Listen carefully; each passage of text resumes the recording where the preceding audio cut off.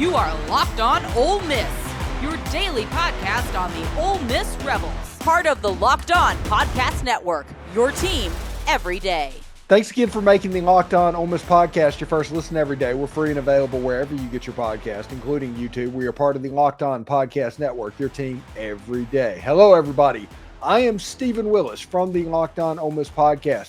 He is Tom Vanderford. Comes on every week, playing a little bit injured this week. My man's got COVID right now, but still wanted to come on the air. And hey, that's nothing to be trifled with from what I've seen people that have had COVID, Tom. So appreciate the toughness, bud. Oh, yeah, no problem. Yeah. You know, Ole Miss and Arkansas this weekend. Game in Fayetteville. Ole Miss has beaten Arkansas and Fayetteville twice in the last 24 years, 22 years, something like that.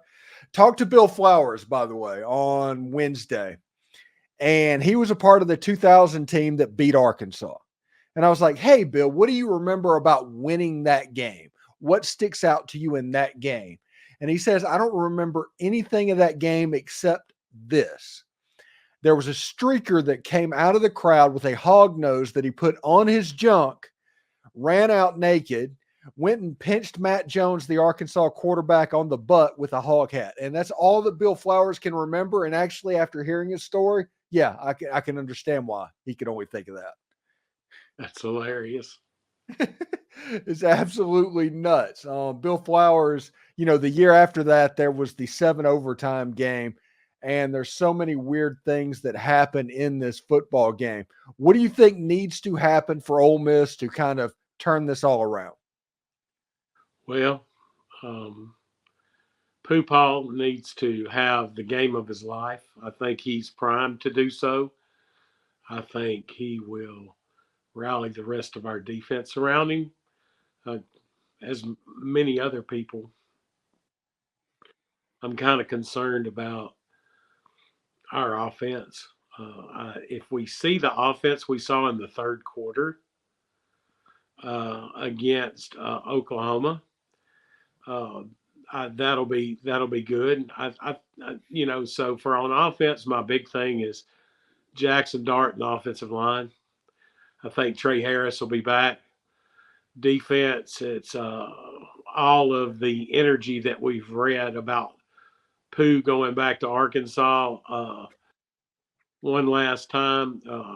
If we can just get the people to rally around him, share his same enthusiasm, because what I've seen over the years, for the most part, you know, you mentioned that one game, and then there was one right after Houston Nutt took over when Arkansas was horrible, and we went there and we barely beat them.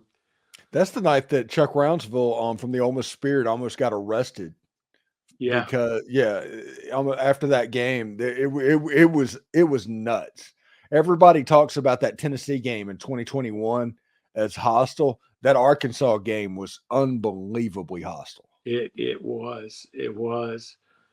But, you know, anybody that's been a Rebel fan for any length of time knows of every coach going to Fayetteville and getting their butt handed to them, whether it was Tuberville or Freeze or whoever, you know, not all of them. Eventually, we just don't do good in Fayetteville. We do pretty good in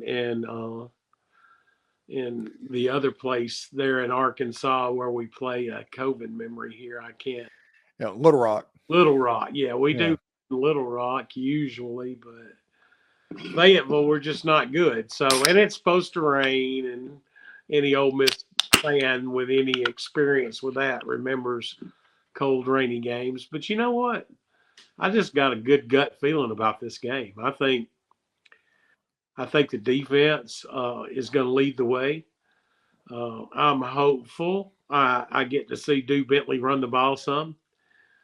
I saw where he moved up to second on the depth chart. Of course, the other guy's injured, but they need to play him some. I know Kevin Smith.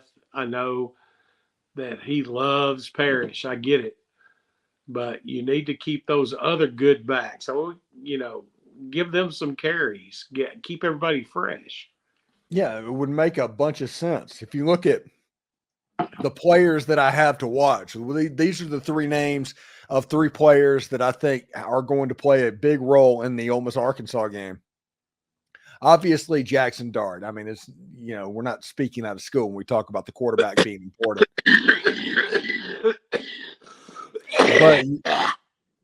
But Ulysses Bentley is going to be a big key for Ole Miss as well in this game. I do think that he needs to come out and be the guy. And then Suntarine Perkins, I think, has a major role to play because of how athletic the quarterback is at Arkansas. And if you look at the three keys that I have in the game, it's that Ole Miss will finally put that clean game together. And whenever they do that, I don't think anybody in the country can beat them. Ole Miss will have a plan to hit Taylen Green early and often, and the Jaxson Dart that everybody saw versus Oklahoma is going to appear versus Arkansas. That's my thought on the game. Yeah, I like that. Suntarine Perkins has been showing out this year, just getting better every game. Yeah, really, really interesting stuff as well. I do want to let everybody know that when we come back, we will do our finishing touches on this game, talking about the Ole Miss Rebels and their Arkansas Razorbacks, so stick around for that. But what's up, Ole Miss fans? Our friends over at 5 Hour Energy. Our friends over at 5 Hour Energy have this to say. They know what that being passionate about football isn't just a hobby, it's a way of life. It takes a lot of energy to power through all-day tailgates, touchdown celebrations, and even those agonizing second overtimes. That is why they created Stand the Fan 5-hour energy shots with special flavors called Fan Fuel, designed just for super fans like us. The fans who were the first in the Grove and the last to leave, we see you. You know what gave me my fan fuel this week? It was the moment that Jaxson Dart completed the scramble pass to Michael Davis, and man, that had the whole stadium rocking. And with the big matchup tomorrow against the Arkansas Razorbacks, the energy is electric and everything seems to be in place for a run for Ole Miss. Whether you're prepping for the big tailgate or ironing your jersey, the game day to-do list is never short. That's why a limited edition of Stand the Fan 5-hour energy shot is here to keep you going all season long. So what's your fan fuel this week? Whatever it is, do it with 5-hour energy. Get yours today at 5hourenergy.com, available and shipped nationwide. Let's go Rebels. And get ready to tackle the NFL action with FanDuel, America's #1 sports book, because right now new customers can bet $5 and get $150 in bonus bets if you win. The FanDuel Sportsbook app gives you everything you need in one place to place live bets on the NFL, all in one place. Ole Miss is about a touchdown favorite over the Arkansas Razorback, but we are all familiar with how weird this series can be. So when you get a hunch in the middle of the game, you can check it out on the latest stats, view the latest play-by-play, and so much more on the same page where you place your bets. Just visit FanDuel.com today. You'll get started with $150 in bonus bets if you win your first $5 bet. That's FanDuel.com. Never waste a hunch and make every moment more with FanDuel, an official sportsbook partner of the NFL. So, Tom, we're going to talk about this game a little bit as we get going. We're going to do a little bit of predictions as well as towards the end.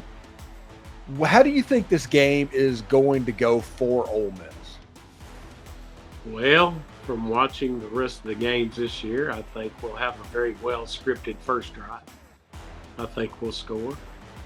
I'm pretty sure that if we win the toss, we'll defer, and if they win the toss, they'll defer. But we'll score on our first drive. It's what happens after that first drive. That's kind of what's bit us in the rear end this year. Yeah, if you notice, we always do good on the first drive. Kentucky, Oklahoma, every time we do good on the first drive. So the key is to keep that offensive output the rest of the game. The defense just needs to play like they played in the second half last week. Well, I think the defense just needs to play like they have all season, and Ole Miss needs to not get themselves in trouble by going for it on stupid fourth downs. I agree. Yeah, just kick the field goal, take the points, because the Oklahoma game, at halftime should have been 13-7 Oklahoma leading instead of 14-10 Oklahoma or Ole Miss leading, as opposed to 14-10 Oklahoma leading. And it's all because of that stupid go for it and the greediness that can tend to happen. This game, that Oklahoma game, should have ended somewhere in the neighborhood of 30-7, should have been the final score. And wouldn't the whole fan base and everybody be talking differently this week if it was a 30-7 game? Oh yeah, I agree. We beat an SEC team with a winning record at the time anyway, and we dropped one in the poll. So that just tells you that a lot of people don't believe in us. So our team needs to start believing in itself. That's the key to the game. It's going to be a tight game. It's in Fayetteville. Taylen Green's good. They've got a decent defense. If I think I heard you mention this earlier, but if there's a way to spy Taylen Green with Suntarine Perkins, I'd do it. Yeah. Yeah, I think since he spied Jalen Milroe, they'll probably try and do the same thing. The one thing that I said, I was talking to John Neighbors of Locked On Razorbacks on Thursday's show, and it's Taylen Green. He flashes me back. It's like a trigger warning for Taylen Green because he reminds me so much of Matt Jones. And anybody that's my age or older, whenever you see Matt Jones, he's the boogeyman. He was at Arkansas for 10 years, and he was the quarterback that architected that 7 overtime game in 2001. Yeah, I had somebody tell me during that game, he said, son, if you never saw Archie Manning live, he said, this is the closest you're going to get to seeing him. He said, that guy was just a lot like Archie. He didn't look like he was going fast. But he was. Yeah, nobody could catch him. Right. So the game, Ole Miss is a 6.5-point favorite over the Arkansas Razorbacks. The over-under is at 53.5. Tom, I think that Ole Miss fans should stay away from the betting line and the point spreads on this. Maybe take a money line if that suits your fancy. But I think the play in this game is under 53.5 points. I agree. I think we're going to see something like a 22-21, 21-20 type of game. And my prediction to the game, my final score, I think Ole Miss is going to win 24-10. I talked to John Neighbors, like I mentioned earlier. John said that if Ole Miss goes up 2 scores at any point in the ball game, 2 touchdowns, Ole Miss is going to win the game. That sounds good to me. So what is your final score? What is your prediction? 22-21 Ole Miss. Okay, that would be an absolutely crazy game. So, yeah, okay. I'm with you. Anyway, thank you for making the Locked On Ole Miss podcast your first listen every day. We're free and available wherever you get your podcast, including YouTube.